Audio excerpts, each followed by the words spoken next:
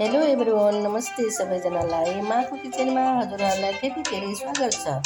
आज म हजुरहरूको सामु नयाँ रेसिपी लिएर आएको छु।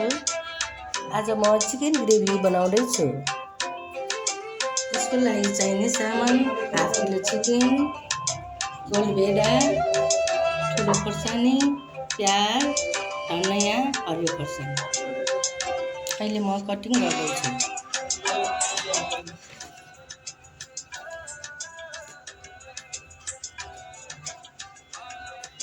अहिले म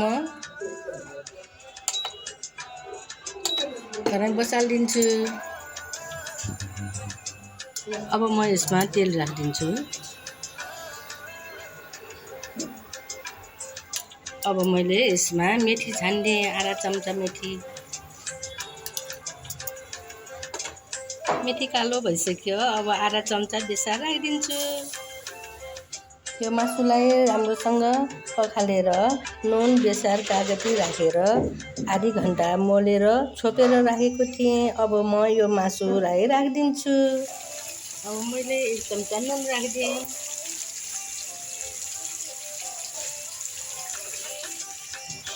अब राम्रोसँग एकचोटि चलाइदिनु।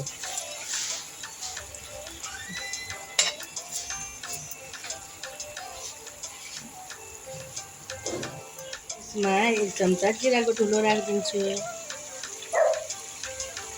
खोर्सानीको धुलो थोरै। अब यो राम्रोसँग चलाउने। अब म यसमा लसुनको पेस्ट 1 चम्चा र अदुवाको पेस्ट 1 चम्चा राखिदिन्छु।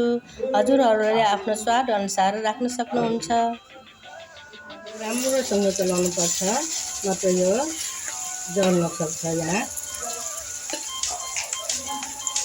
यो रातो भइसक्यो।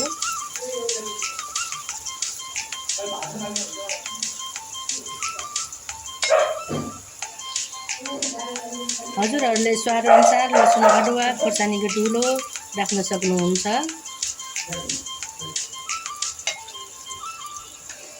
रातो भइसक्यो। अब यसमा म ठुलो खोर्सानी, डल्ले खोर्सानी, प्याज एड गरिदिन्छु।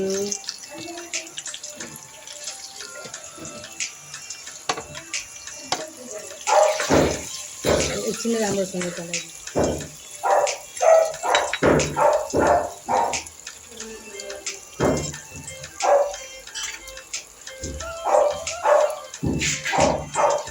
अब ढक्कनले छोपिदिने।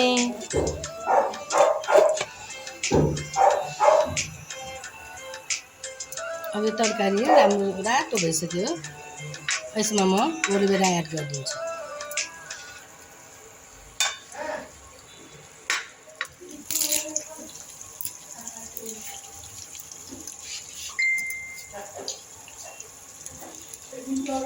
अब यो राम्रोसँग पाकिसक्यो। अब मैले यसमा तेजपत्ता 2-3 पत्ता राखिदिन्छु। हजुरहरूले यो तेजपत्ता सुरुमा पनि राख्न सक्नुहुन्छ। थोरै तिमुरको धुलो एड गर्दैछु। यो अलरेडी राम्रोसँग पाकिसक्यो। अब यसमा म धनियाँ एड गरिदिन्छु। यसमा धनियाँ हालिदिएँ।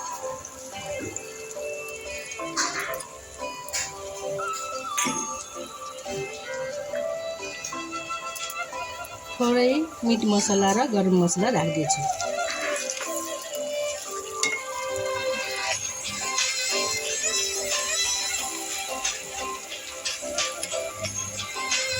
थोरै पानी राखिदिन्छु।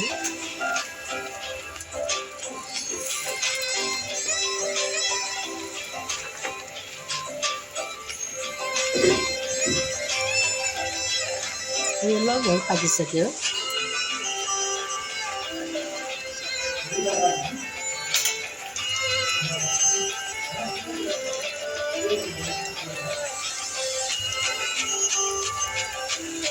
हेलो साथीहरू, चिकन ग्रेभी रेडी भइसक्यो।